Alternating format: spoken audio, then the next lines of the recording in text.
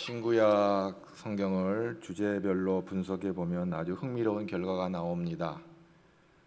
사랑의 이야기가 성경에 약 한 700번 나옵니다. 사랑을 주제로 한 이야기가. 죄에 대한 것은 약 1000번. 그리고 인간을 구원하시는 구원과 믿음의 이야기가 약 350번 나옵니다. 오늘 본문과 관련하여서 재물에 관련해서 돈에 대해서 몇 번 나오는가? 3200번 이상이 나옵니다. 다른 어떤 주제보다도 압도적으로 하나님께서 물질에 대해서 많이 말씀하고 계시는 것을 우리는 성경을 통해서 보게 되어집니다. 우리가 쉬운 말로 하나님께서 왜 이렇게 돈을 밝히셨는가 질문을 하게 되어집니다. 무엇보다도 재물이 인간에게 있어서 어떤 태도를 가지느냐에 따라서 굉장히 복이 되기도 하고 독이 되기도 한다고 하는 것입니다. 사탄이 우리를 무너뜨리기 위해서 사용한 무기 가운데 여러 가지 많은 무기가 있지만 바로 이 물질을 통해서 돈을 가지고 우리를 공격합니다.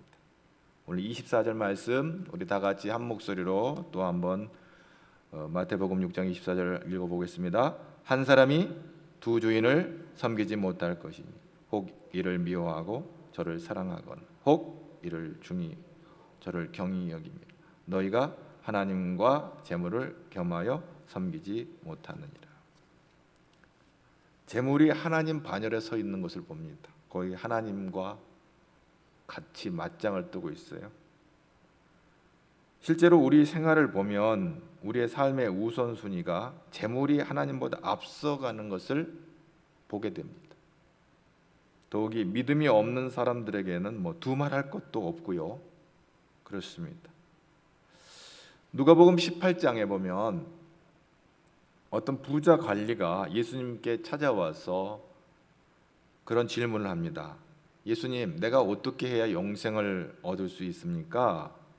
라고 묻습니다. 나름대로 하나님의 계명을 잘 지킨다고 자부한 이 부자입니다. 저는요, 간음도 하지 않았고요, 살인도 하지 않았고요, 도둑질도 하지 않았고요, 거짓 증거도 하지 않았습니다. 그리고 저는요, 부모님을 잘 공경했습니다. 그때 예수님께서 이렇게 말씀하십니다. 내게 있는 것을 다 팔아 가난한 자들에게 나눠주라. 이렇게 말씀하셨어요. 부자가 이 말을 듣고 그가 큰 부자이므로 심히 근심하여 돌아갔습니다. 그것이 자기에게 무거움이 된 거예요. 누가복음 18장 그 24절에 돌아간 그 부자가 이제 돌아간 다음에 예수님께서 이런 말씀을 아마 제자들에게 하신 것 같아요. 예수께서 그를 보시고 이르시되 재물이 있는 자는 하나님 나라에 들어가기가 얼마나 어려운지, 아마 들어갈 수는 있는 것 같아요. 그런데 얼마나 어려운지 이렇게 말씀하고 있어요. 그러면서 여러분 잘 아는 그 유명한 말씀을 누가복음 18장 25절에 하고 있어요.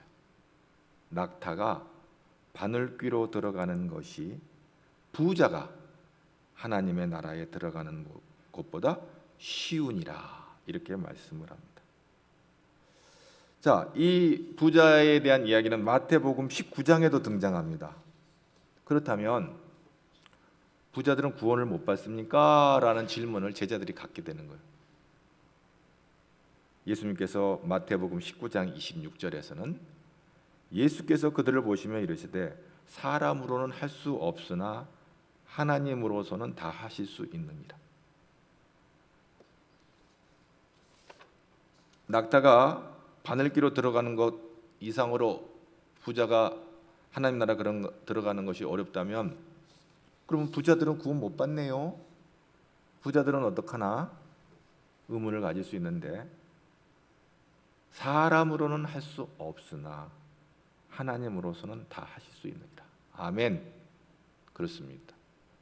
여러분, 하나님의 은혜가 임하면 가난한 자나 부한 자나 하나님의 구원에 참여하게 되는 것입니다. 그런데 예수님께서 이 마태복음 19장과 누가복음 18장을 통해서 말씀하시는 것은 돈과 소유에 대한 가르침을 하고 있는 것입니다. 마태복음 19장 21절에 예수님께서 이런 말씀을 하십니다. 예수께서 이르시되 내가 온전하고자 할진대 가서 내 소유를 팔아 역시 동일하게 거기에서도 가난한 자들에게 주라. 그리하면 하늘에서 보화가 내게 있으리라. 그리고 와서 나를 따르라. 어떻게 하면 영생을 얻겠습니까? 라고 울렀던 그 부자 관리에게 이렇게 말하고 있는 것입니다. 마태복음에 나오는 이 부자 청년에게도 하늘에서 보화가 내게 있으리라 이 하신 말씀을 통해서 돈을 어떻게 다루어야 하는 대한 가치에 대한 말씀을 하고 있는 것입니다. 그래서 오늘 본문 말씀을 다시 봅니다. 마태복음 6장 19절입니다. 다 같이 봅니다. 너희를 위하여 보물을 땅에 쌓아두지 말라. 거기는 좀과 동록이 해하며 도둑이 구멍을 뚫고 도둑질하느니라. 20절 말씀 오직 너희를 위하여 보물을 하늘에 쌓아두라. 거기는 좀과 동록이 해하지 못하며 도둑이 구멍을 뚫지도 못하고 도둑질도 못하느니라. 하늘과 땅에 대한 비교인데 이 땅은 변화무쌍한 이 세상을 의미하는 것이죠. 이게 늘 변하는 세상, 무한하지가 않고 유한한 이 세상을 의미합니다. 거기다 쌓아두지 말라. 땅에 우리의 가치와 행복을 두지 말라. 이런 개념으로도 이해할 수 있습니다. 이 현세의 삶 속에 우리의 모든 가치와 행복을 거기에다가 두지 말라는 것이죠. 이 땅은 좀과 동록이 공격을 받습니다. 좀이라고 하는 것은 옷이나 음식물을 해치는 벌레들이죠. 동록이라고 하는 것은 금속의 부식을 가리키는 겁니다.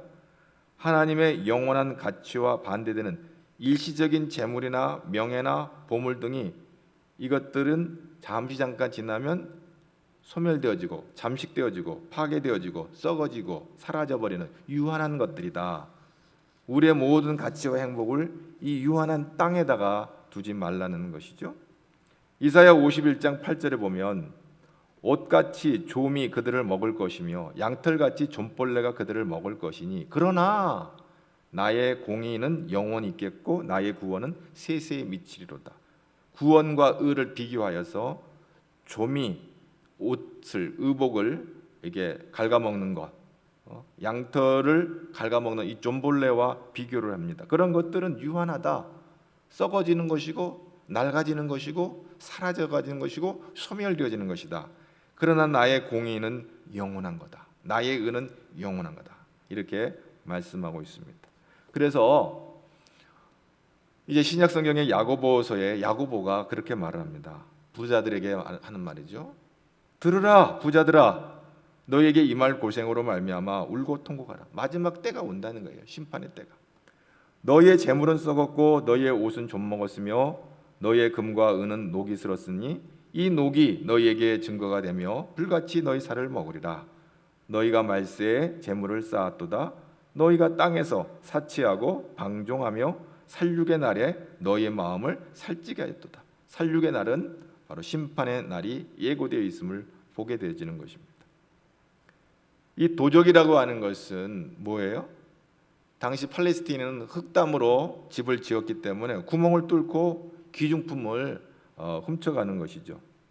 그러니까 좀과 동록은 재물의 내적인 파괴 원인으로 언급되어 있고 도적은 외부의 손길에 의해서 재물이 잃어버릴 수 있는 안전하지 못함을 밝히고 있습니다. 좀과 동록, 세월 앞에 낡아져 간다는 것이죠. 재물들이. 그리고 도적이라고 하는 것은 여러분 그래요. 사실 돈 버는 사람 따로 있고 쓰는 사람 따로 있냐 이런 말이 있지만 긍정적인 의미에서 우리가 돈을 벌어서 자녀들을 공부시키고 또 시집장가 보내고 또 먹고 살고 하는 이런 일들에 의해서 돈이 소용되어집니다. 그러나 부정적인 의미에서는 어떤 이유로든지 돈이 손실되어져 가는 것을 이제 만약에 어떤 사기를 당한다든지 또 어떤 물질적인 손해를 본다든지 해서 물질을 잃어버릴 수도 있습니다. 자, 그런데 부자 청년이 예수님의 말씀을 듣고 근심하여 돌아가자 베드로가 노골적으로 이제 질문을 예수님께 던집니다. 마태복음 19장 27절에 그런 말씀합니다. 베드로가 대답하여 이르되 보소서 우리는 모든 것을 버리고 주를 따랐사온데 그런즉 우리는 무엇을 얻으리까? 자, 부자 청년은 근심하여 자기 재물이 많은 것 때문에 돌아갔는데 우리들은 베드로의 입장에선 자기의 평생의 직업인 어부의 자리를 버리고 자기 배까지 다 던져버리고 지금 예수님을 따랐단 말이죠. 그러면 나에게 얻는 건 뭡니까? 라고 베드로가 이제 노골적으로 물어보는 거예요. 그때 마태복음 19장 28절에 예수님께서 그런 말씀을 합니다. 그 29절에 결론적으로 너희가 영생을 상속하리라 이렇게 말씀해요. 영생을 상속하리라. 우리는 이 땅이 전부가 아니라 이 땅에서 살아가는 인생으로 우리의 인생이 끝나는 것이 아니라 영원한 삶이 너에게 오픈되어 있다. 그걸 바라보라고 베드로에게 말하고 있습니다. 자, 누가복음 12장에도 예수님께서 비유로 하시는 말씀이 거기 또 부자 얘기가 나와요. 부자가 농사를 지었는데 아주 풍년이 됐어요. 그래서 엄청난 많은 소출을 얻게 되었습니다. 그래서 누가복음 12장 17절에 그 부자가 생각하기를 이야 내가 농사를 지어가지고 이렇게 어마어마한 소산을 얻었는데 이걸 어떻게 하냐 해서 창고를 더 크게 짓게 되어집니다. 그리고 이렇게 말을 합니다.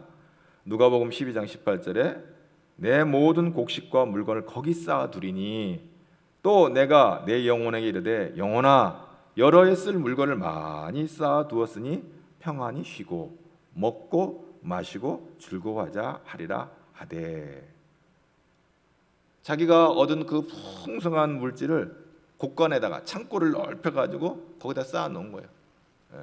통장에다가 가득가득 쌓아놓은 거예요. 왜 쌓아놓을 때는 이유가 있잖아요. 여유가 있을 때 통장에다 쌓아놓는 이유는 우리가 지금 당장은 쓰지 않더라도 언젠가는 또 목돈을 쓸 때가 있으니까 차곡차곡 쌓는 거 그건 뭐 나쁠 거 없죠. 귀한 일이죠. 그런데 이제 거기에다만 우리의 삶의 목적과 가치와 행복을 두게 되면 어떻게 돼요? 누가복음 12장 20절에 하나님이 이르시되 어리석은 사람아 오늘 밤에 내 영혼을 도로 찾으리니 그러하면 내가 준비한 것이 누구의 것이까? 네가 차곡차곡 쌓아놓은 거 뭐 우리의 삶의 업적일 수도 있고 어떤 명예일 수도 있고 또 물질일 수도 있고 어떤 재산일 수도 있고 이런 모든 것을 차곡차곡 쌓아놓은 것들이 오늘 밤에 네 영혼을 도로 찾으면 그것이 누구의 것이 되겠느냐? 나와는 상관이 없는 거예요. 그러면 이 말은 뭐예요? 돈 벌지 말라는 얘기예요? 아니에요. 돈은 귀한 거예요. 잘 벌어라. 그리고 잘 써라. 왜? 너 죽으면 죽는 순간 그 돈과 너는 상관이 없기 때문에 그 돈을 가치 있게 사용해라. 이런 의미가 있는 거죠. 쌓아놓는 것이 능사가 아니라 물론 사람은 지혜를 갖고 있어서 이게 언젠가 내가 목돈이 필요할 때가 있을 거야 라고 생각하지만 언젠가 그 언젠가 돈도 만져보지 못하고 이 세상을 떠나갈 날이 온다. 그러므로 지금 이 땅에서 살아가는 날 동안 하나님 앞에서 그 주신 물질을 의미 있고 가치 있게 사용하라. 그리하면 하늘에다가 보물을 쌓는 것이 되는 거예요. 누가복음 12장 33절에 결론적으로 그 얘기를 하는 거예요. 너의 소유를 팔아 구제하여 낡아지지 아니하는 배낭을 만들라. 낡아지지 아니하는 배낭. 이 땅의 모든 배낭은 낡아지는데 낡아지지 않는 배낭이 뭐예요? 하늘로 이사갈 준비해야 돼요. 그런 뭐예요? 낡아지지 아니하는 배낭은 이 땅에는 없어요. 그런데 낡아지지 아니하는 배낭을 만드는 방법 중에 하나가 내 소유를 팔아 구제하여 낡아지지 아니하는 배낭을 만드라는 이 말 속에 네가 가진 것을 가지고 의미 있는 일에 사용하라. 여기서는 그 의미 있는 일을 구제라는 말을 여기서는 사용하고 있습니다. 곧 하늘에 둔 바 다함이 없는 보물이니 거기에는 도둑도 가까이 하는 일이 없고 좀도 먹는 일이 없느니라. 이렇게 의미 있는 돈을 사용하는 거가 그것이 하늘에다가 보화를 쌓아서 좀이나 도둑이 가까이 하지 못한다. 하나님이 기뻐하시는 그런 하늘의 보화를 쌓는 일이다라고 예수님께서 말씀하시는 거예요. 사도 바울은 그 외모가 전설에 의하면 그렇게 드러낼 만한 외모는 아니었지만 굉장히 지적인 사람이었던 것을 우리는 알게 되었습니다. 근데 무엇보다도 사도 바울은 눈치가 빠른 사람이었어요. 무슨 눈치가 있었냐? 하나님의 말씀을 빠르게 눈치채는 그런 영적 지혜가 있었어요. 그래서 디모데전서 6장 18절에 이런 복음서에서 예수님께서 가르치신 말씀에 대한 그 이해를 가진 이 사도 바울이 디모데에게 뭐라고 얘기하냐면 선을 행하고 선한 사업을 많이 하고 나누어 주기를 좋아하며 너그러운 자가 되게 하라. 이것이 장래에 자기를 위하여 좋은 터를 쌓아 참된 생명을 취하는 것이니라. 하늘의 보화를 쌓는 것이다. 좋은 터를 쌓아 영생, 참된 생명은 영생을 말하는 것입니다. 이 땅의 삶이 아닙니다. 그런데 사도 바울이 디모데에게 하는 말 가운데 선을 행해라. 선을 행하라. 선한 사업을 많이 하고 나누어 주기를 좋아해라. 여러분, 어떤 사람이 복 있는 사람일까요? 나누어 주기를 좋아하는 사람이에요.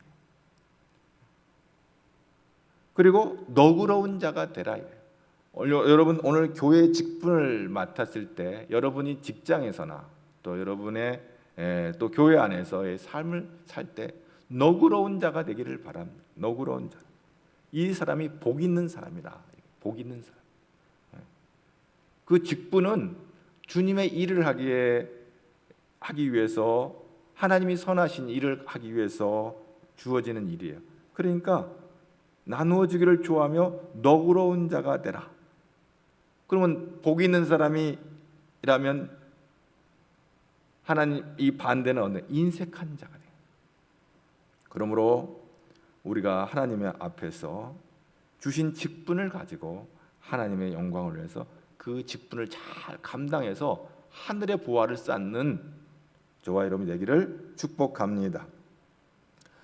그래서 이제 우리가 소유가 하고 있는 이 모든 것이 하나님께서 주신 것이라는 이 지혜, 이게 지혜가 있어야 되는 거죠. 오늘 마태복음 6장 22절 말씀을 한번 다 같이 한번 볼까요? 6장 22절 시작. 눈은 몸의 등불이니 그러므로 내 눈이 성하면 온몸이 밝을 것이요 눈이 나쁘면 온몸이 어두울 것이니 그러므로 내게 있는 빛이 어두우면 그 어둠이 얼마나 더하겠느냐. 여러분, 눈이 상하게 되면, 상한다고 하는 것은 시력을 잃어버리거나 눈을 다치게 되면 앞을 보지 못하면 어떻게 되겠어요? 실족하게 되겠죠? 그런데 이 말은 우리는 하나님의 말씀으로 영적 분별력을 가져야 된다. 지혜를 가져야 된다. 그래서 땅에 집착하는 자는 그 마음의 눈이 어두워서 선악을 분별하지 못하고 영적으로 어두움에 처할 수밖에 없다. 눈이 밝은 자라고 하는 것은 뭐냐면 영안이 열려져서 하나님의 것을 보는 영적 분별력, 판단력을 갖게 되는 거예요. 이런 판단력이 없는 사람은 땅에 집착해서 뭘 먹을까, 뭘 마실까, 뭘 입을까에 집착하다 보니까 그 마음의 눈이 어두워져 가지고 하나님의 것을 볼 수가 없는 거예요. 하나님이 보여주시고자 하는 것을 못 보는 거예요. 여기서 눈이 성하면 이 하플로스라는 말은 눈이 성하다는 것, 문자적으로는 건강하다는 의미로 받아들일 수 있어요. 근데 이 어하고 아가 다르게 성한 것과 상한 것과는 참 묘하게도 이게 극명하게 대립이 되죠. 성하다고 하는 것은 건강하다는 것이지요. 그러나 상했다고 하는 것은 건강치 못한 거죠. 상해버렸다는 것이니까. 근데 그 하플로스라는 의미가 눈이 성하면, 클리어하면, 시력이 있어가지고 육신의 눈도 시력이 있는 사람은 멀리 다 볼 수 있잖아요. 근데 시력이 떨어지면 어떻게 해요? 멀리 있는 걸 못 봐요. 구별이 안 돼요. 그러니까 그건 상하게 된 거예요. 그러니까 성하다고 하는 것은 영적 분별력이 있어서 하나님의 그 뜻을 이렇게 깨달아 알 수 있는 그런 마음의 눈을 가진 사람들은 하나님이 우리에게 말씀하시는 것을 잘 깨달아 알아듣게 되는 거예요. 잘 분별하게 되는 거예요. 영적 지혜가 있는 거예요. 주님은 눈을 몸의 등불이라고 그랬어요. 그러니까 이 눈이 성할 때, 그러니까 건강할 때, 영어의 성경에서는 healthy, 건강하다, 또는 클리어하다, 깨끗하다 이런 말인데, 이제 사람의 마음을 비유적으로 이제 표현을 한 거예요. 사람의 마음을 마치 눈처럼.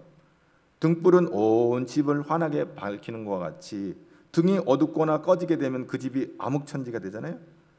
우리의 눈이 어두워지면 어떻게 돼요? 우리의 인생이 분별력을 잃어버려서 암흑천지에 있는 것과 같은 것이 되어버리는 거예요.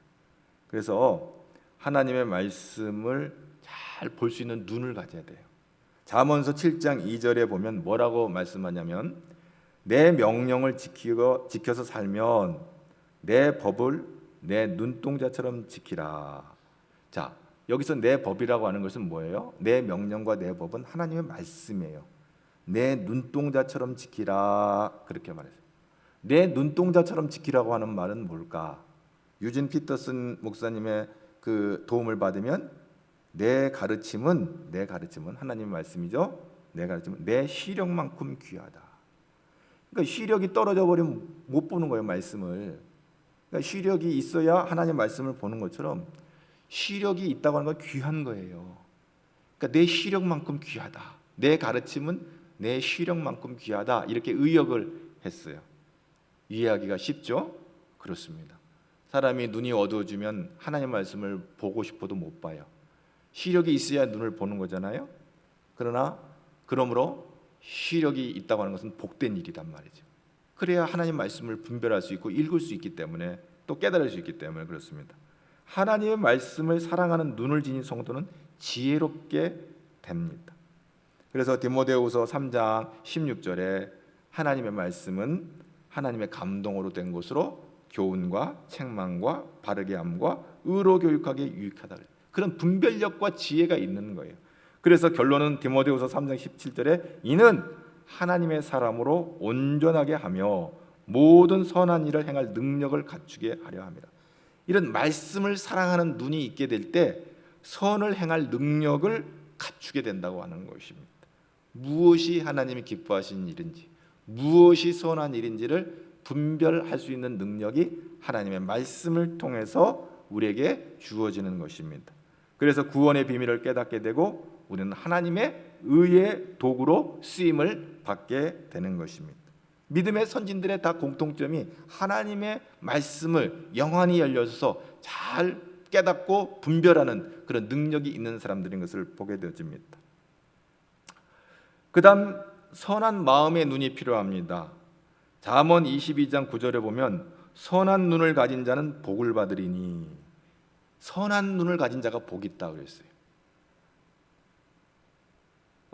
이 선한 눈을 가진 자, 그러나 반면 인색하고 이기적이고 욕심이 마음에 물든 자들은 악한 눈이라고 잠언 23장 2절에 말하고 있어요. 잠언 23장 6절은 악한 눈이 있는 자의 음식을 먹지 말며 그의 맛있는 음식을 탐하지 말라 하면서 잠언 23장에서는 악한 눈을 가진 사람하고는 밥을 먹지 말라. 곧 너가 토해내게 될 것이다. 이렇게 말하는 말씀입니다. 그러나 잠언 22장 9절에 선한 눈을 가진 자는 복이 있다. 이는 양식을 가난한 자에게 주민이라. 선한 눈을 가진 자는 그 눈을 가지고 어려운 사람을 볼 때 불쌍히 여기는 마음이 생기는 거예요. 그래서 긍휼의 눈, 마태복음 14장 14절에 보면 예수님께서 큰 무리가 오는 것을 보시고 육신의 눈으로 보시고 불쌍히 여겼다. 마음으로 그를 긍휼히 여길 때 그 중에 있는 병자들을 고쳐주셨다. 바로 그 예수님의 눈, 바로 그 눈을 통해서 우리는 이웃을 섬길 수가 있었던 거죠. 예수님께서 병자들을 고치셨던 것처럼 누가복음 10장 30절에 37절에 선한 사마리아인 이야기가 나옵니다. 어떤 선한 사마리아인 여행을 가다가 옷을 벗기고 맞아서 거의 죽을 뻔한 사람을 이제 만나게 되는데 그를 보고 불쌍히 여겼다. 그를 보고 그래서 가까이 가서 기름과 포도주를 그 상처에 붓고 싸매고 그에게 필요한 것이었죠. 자기 짐승에 태워 주막으로 데리고 가서 돌봐주고 그 다음 날 주인에게 데나리온 2를 내어주며 이르되 이제 그 치료비를 제공하고 또 거기 하룻밤 숙박한 비용을 다 냈어요. 그러면서 주인에게 이런 말을 합니다. 이 사람을 돌보아 주라. 비용이 더 들면 내가 돌아올 때 내가 더 갚아주겠다. 이렇게 말합니다. 긍휼의 눈, 피 흘리고 있는 사람들의 필요를 채우고 공급해주고 더 필요하면 내가 돌아와서 내가 더 공급해주겠다. 그를 보고 불쌍히 여기는 그런 눈을 이 사마리아인이 가지고 있었던 것을 봅니다. 그런데요, 이제 그 로마서 12장의 8절에 보면 이런 말씀이 있습니다. 혹 위로하는 자면 위로하고 일로 구제하는 자는 성실함으로 다스리는 자는 부지런함으로 긍휼히 베푸는 자는 즐거움을 할 것이니라 이 말씀인데 구제하는 자는 성실함으로 할 때 이 성실함이 아까 우리 말씀 마태복음 6장 22절에 눈이 성하면 할 때 그 성하다는 단어 어원을 같이 해요.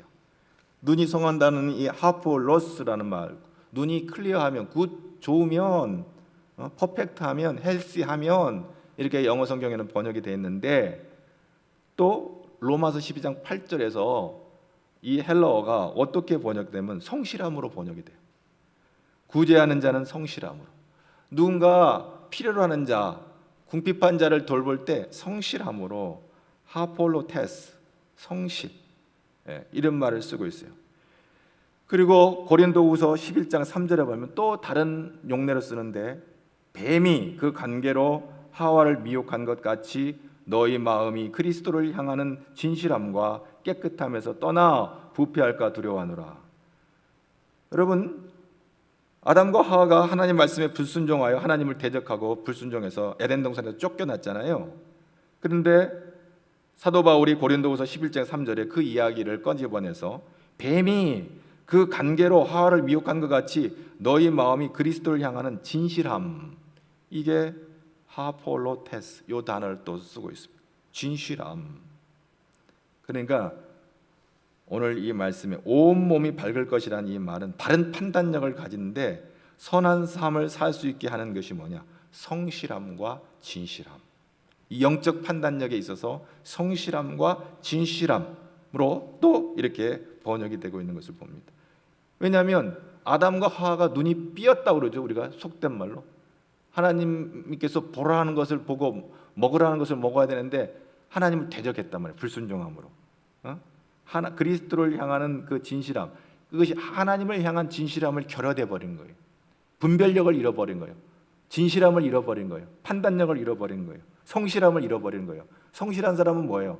하나님께서 그래요. 야, 저 선악과 나무 먹으면 안 돼. 생명나무는 먹을 때 선악과는 먹지 마. 그러면 그냥 그 말 곧이곧대로 순종해야 돼. 순종에는 뭐가 있어요? 성실함. 성실함은 뭐예요? 아침과 저녁이 같은 거가 성실하지. 아침에는 이렇게 했다가 저녁에는 저렇게 하고, 그건 성실치 못한 거예요.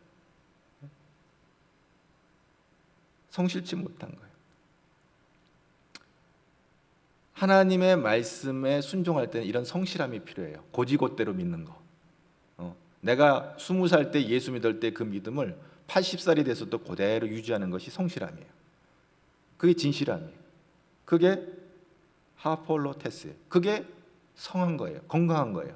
퍼펙트한 거예요. 헬시한 거예요. 굿. 하나님 보시기에 좋은 거예요. 그래서 그런 눈을 가지고 우리가 하나님께서 주시는 말씀에 순종하며 사는 것이 선한 일이에요.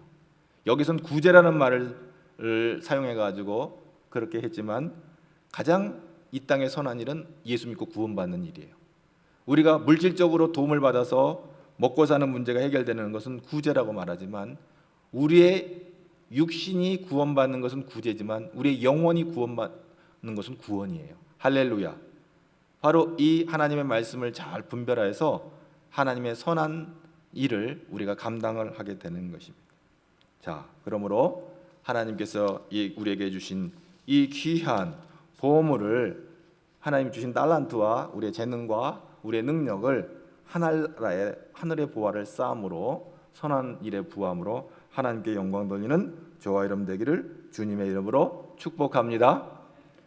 그래서 오늘 6장 24절 말씀을 다 같이 한번 이제 보면서 6장 24절을 한번 또 이제 마무리 지으면서 보겠습니다. 한 사람이 두 주인을 섬기지 못할 것이니 혹 이를 미워하고 저를 사랑하건 혹 이를 중히 여기고 저를 경히 여김이라. 너희가 하나님과 재물을 겸하여 섬기지 못하느니라.